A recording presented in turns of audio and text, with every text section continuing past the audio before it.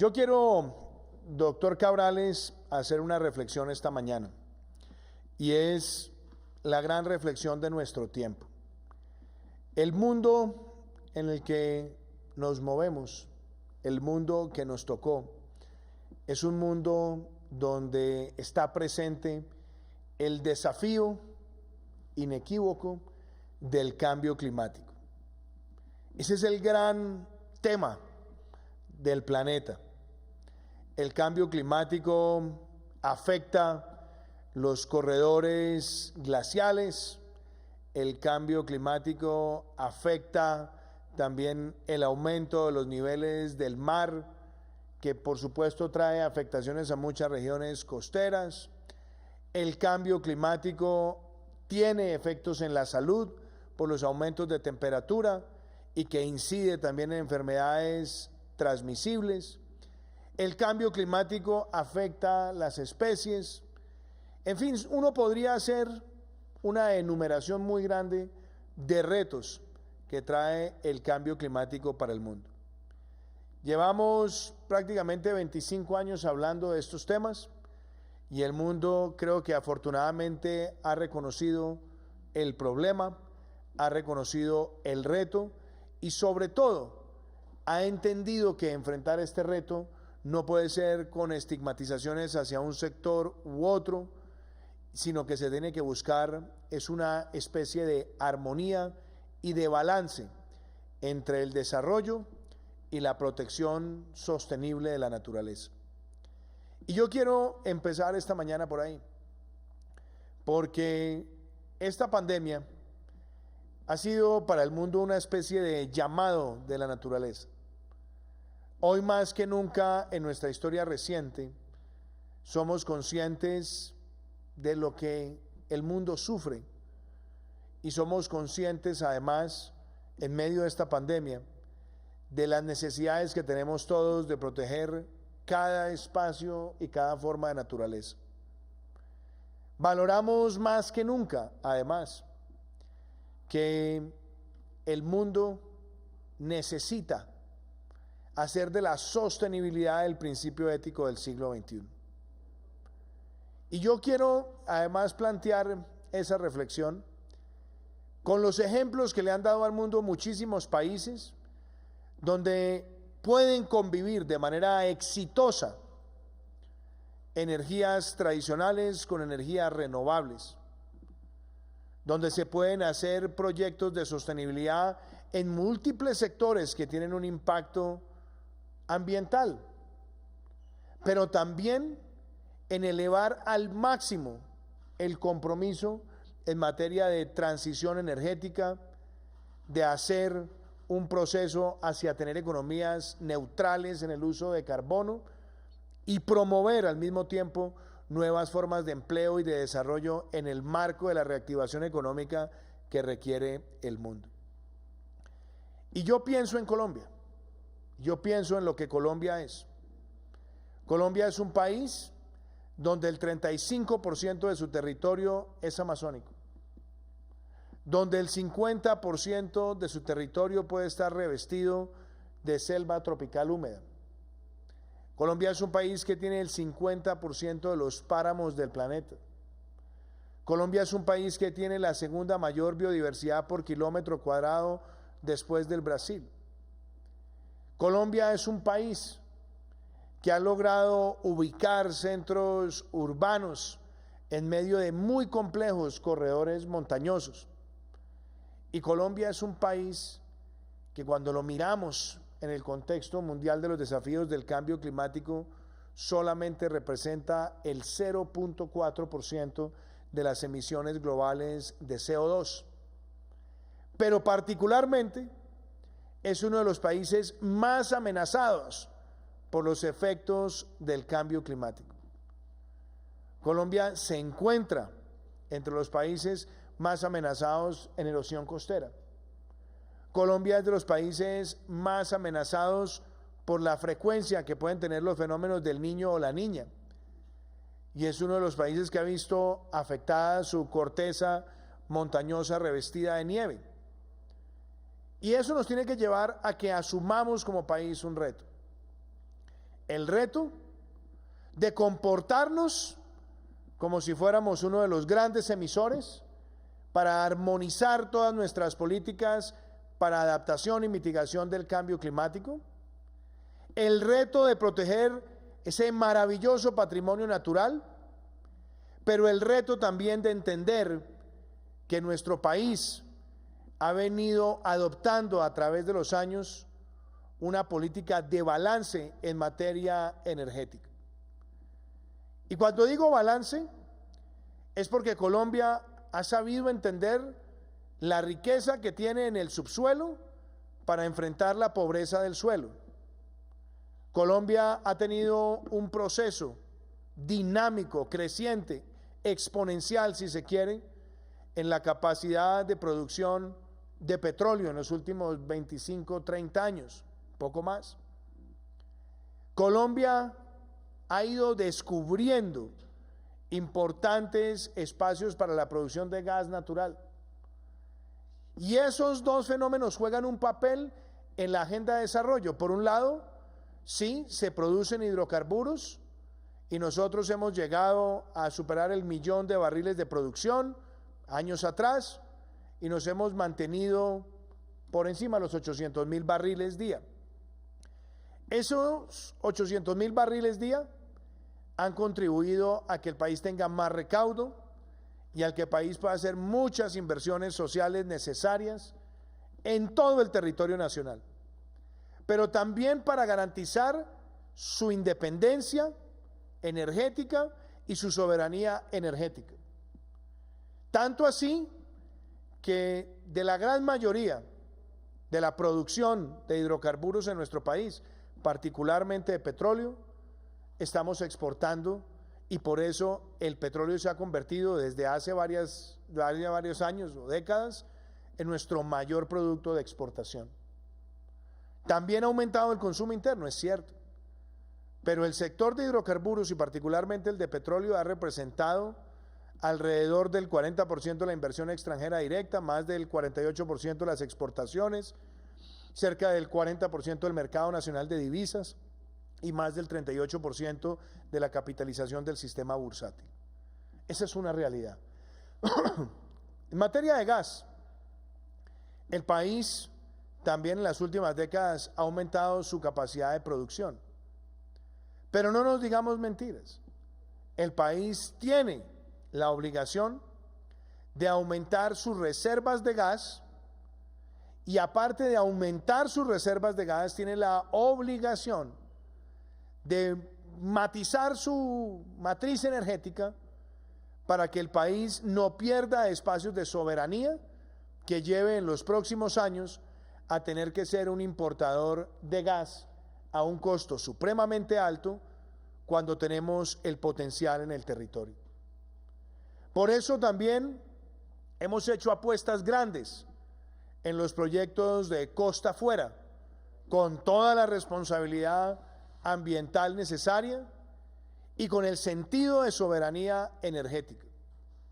Y qué bueno además sintonizar con el país que esa producción no solamente está orientada a tener capacidad de consumo interno y capacidad de exportación, sino que trae también implicaciones positivas para reducir huellas negativas frente al cambio climático, particularmente en el sector de transporte, o como usted bien lo anotaba, doctor Cabrales, en hacer una transición de familias que han históricamente utilizado la leña como mecanismo de consumo a que puedan tener la conexión de gas en sus casas. Todas estas reflexiones para mí son muy importantes porque, en primer lugar, nos permite reconocer el peso que tienen los hidrocarburos. Pero hay que mirar más allá. Y hay que mirar más allá entendiendo que el reto de nuestro tiempo también está en aprovechar las potencialidades de las energías renovables no convencionales, particularmente la solar y la eólica. Colombia dio pasos importantes en los últimos años con un marco legal, pero cuando empezó nuestro gobierno nos encontramos con una situación hasta cierto punto triste. y es que de los cerca de 17.000 megavatios de capacidad instalada que teníamos para la generación de energía, menos de 60 megavatios teníamos en energías renovables no convencionales como la eólica y la solar. Y en 2 años de gobierno, con la idea de liderar esa transición energética, nosotros hemos prácticamente sextuplicado en 2 años esa capacidad instalada de energías renovables no convencionales. La labor que cumplió la ministra María Fernanda Suárez y la que cumple el ministro Diego Mesa ha sido titánica, porque se hicieron 2 importantes subastas a partir de las cuales Colombia va a llegar a superar los 2.000 megavatios de capacidad instalada de energía renovable, y eso significa que tendremos el mayor salto exponencial de un país de América Latina en corto tiempo para que el sector de energías renovables no convencionales represente aproximadamente más del 10% de nuestra matriz energética, dejando una hoja de ruta para de cara al 2030 superar el 20%. Eso es ya un hito y está ocurriendo. Y está ocurriendo con el concurso de muchos, entre ellos con el concurso de la empresa colombiana de petróleos Ecopetrol, que hoy, mientras tenemos este foro y en un periodo de 2 años, se ha convertido en la mayor autoconsumidora de energía renovable en todo el sistema empresarial colombiano. Tenemos ya un parque solar como el de Castilla, que está vinculada también con la producción. Estamos empezando una nueva granja solar, y Ecopetrol en estos 2 años se convirtió en la mayor autogeneradora con energías renovables no convencionales para sus propósitos empresariales. Eso, a todas luces, es un importante hito en términos de las energías renovables en Colombia. Pero además, en la agenda de reactivación económica, la que anunciamos el 20 de julio, ese compromiso con Colombia, tiene claramente definidos cerca de 25 proyectos de energías renovables no convencionales, dentro de las que están 9 líneas de transmisión que serán fundamentales y que representan la mayor inversión histórica que se ha hecho en este país en ese sector de energías, y porcentualmente con el PIB, porcentualmente con el ingreso per cápita, es una de las más altas que se haya hecho en América Latina y el Caribe en los últimos años. Pero en paralelo con esa agenda de reactivación que contempla estos aspectos, doctor Cabrales, también están los estímulos y está el apoyo al desarrollo también de los proyectos de gas natural. Y nosotros entendemos que el gas y las energías renovables no convencionales tienen que trabajar casi que de manera simultánea en el mejoramiento de los hábitos de consumo de nuestro país. Y por eso en estos 2 años también pusimos en marcha la ley de movilidad limpia en Colombia, donde están claramente definidos no solamente los incentivos para los vehículos eléctricos, sino también los incentivos para los vehículos con gas natural, donde son claros los descuentos tributarios, donde son claros también los beneficios en términos de registro, de rodamiento, de arancel, y podemos decir que Colombia ve hoy en marcha un proceso de renovación del parque automotor que va a contribuir en la calidad del aire, en la calidad de la vida en las ciudades, y yo creo que ahí también tenemos un hito importante para remarcar. Y desde luego, también dentro de esa misma concepción, tenemos otra especie de misión por cumplir.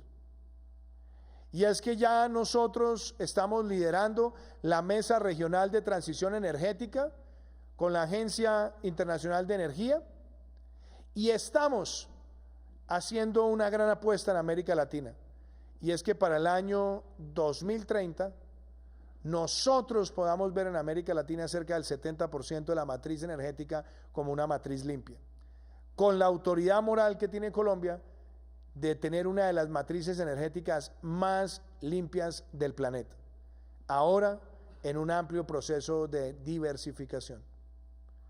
Y qué importante también, doctor Francisco, destacar que esto ocurre en simultánea con una agenda ambiental ambiciosa. Ya hablé de transición energética, pero también estamos dentro de la iniciativa global de sembrar en nuestro territorio 180 millones de árboles de aquí a agosto del año 2022, cuando además hay un propósito de que el mundo tenga 1.000 millones de árboles sembrados, como lo ha dicho el Foro Económico Mundial bajo la estrategia de 1 Trillion Trees. Colombia aporta lo suyo. Tenemos ya 35 millones de árboles sembrados, llegaremos a 50 millones de árboles al final del año y tendremos en los siguientes 20 meses el mayor impulso que se haya visto con recursos que están apropiados y que hacen parte también de la agenda de reactivación económica. Pero en simultáneo estamos avanzando con el Pacto de Leticia, avanzando con la reducción de la deforestación, que ya ha tenido una reducción cercana al 19% en la tasa, que ha sido uno de los procesos más lamentables que ha vivido nuestro país. Hemos visto esa reducción y también hemos puesto en marcha la iniciativa de biodiversidades, donde con el Foro Económico Mundial y con otras agencias internacionales estamos llamando a que haya soluciones basadas en naturaleza. Pero sea esa también la ocasión para decir, apreciado doctor Cabrales, que dentro de ese concepto de las biodiversidades, el acceso al gas natural juega también un papel fundamental, porque nuestra meta es que más familias y familias vulnerables que han estado condenadas históricamente a cocinar con leña puedan tener la conexión de gas domiciliario, que no solamente es una mejora en la calidad de vida, sino que contribuye también de manera decisiva y ordenada a mitigar lo que se llama la huella de carbono que se genera por ese tipo de elementos de cocción. Y esto también está enmarcado dentro de otra concepción nuestra. Y la concepción es que aquí no puede haber estigmatizaciones a los sectores. Y hemos visto, por ejemplo, la bella experiencia del Canadá.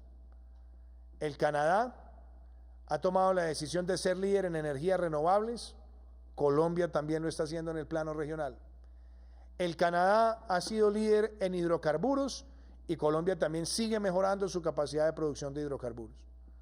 El Canadá ha asumido la tarea de, basado en decisiones científicas, explorar el camino de los no convencionales, y Colombia ha hecho un ejercicio que ha sido académico, técnico y científico para que se puedan hacer los pilotos que determinen el curso de acción para los años venideros.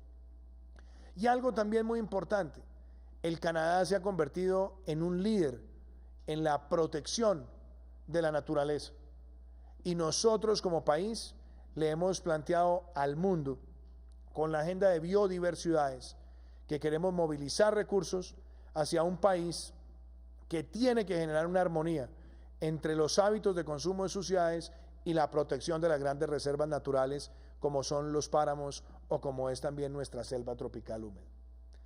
Hago toda esta enumeración para decir de manera clara que en nuestra agenda de reactivación, en nuestra agenda estratégica nacional, está que Colombia sea líder regional y mundial en materia de energías renovables no convencionales, pero también buscando que aún en las soluciones convencionales, en las que tienen que ver con hidrocarburos, nosotros también asumamos siempre una agenda de sostenibilidad compensatoria y armoniosa. Y lo pongo con este ejemplo concreto. Nosotros, si vemos una transición en el parque vehicular hacia los vehículos eléctricos y con gas, estamos mejorando la calidad del aire. Pero quiero decir esto también, porque es un compromiso del sector de hidrocarburos. El sector de hidrocarburos se ha comprometido con mejorar la calidad del aire, y yo quiero destacar, por ejemplo, el trabajo que se viene haciendo con Ecopetrol, donde hemos llegado al menor número de material particulado en combustibles que se están abasteciendo en ciudades de Colombia. De manera que esta agenda es una agenda que nosotros abrazamos con intensidad. energías renovables, transición energética, protección del medio ambiente, soluciones basadas en naturaleza, biodiversidades, economía circular, producir conservando, conservar produciendo.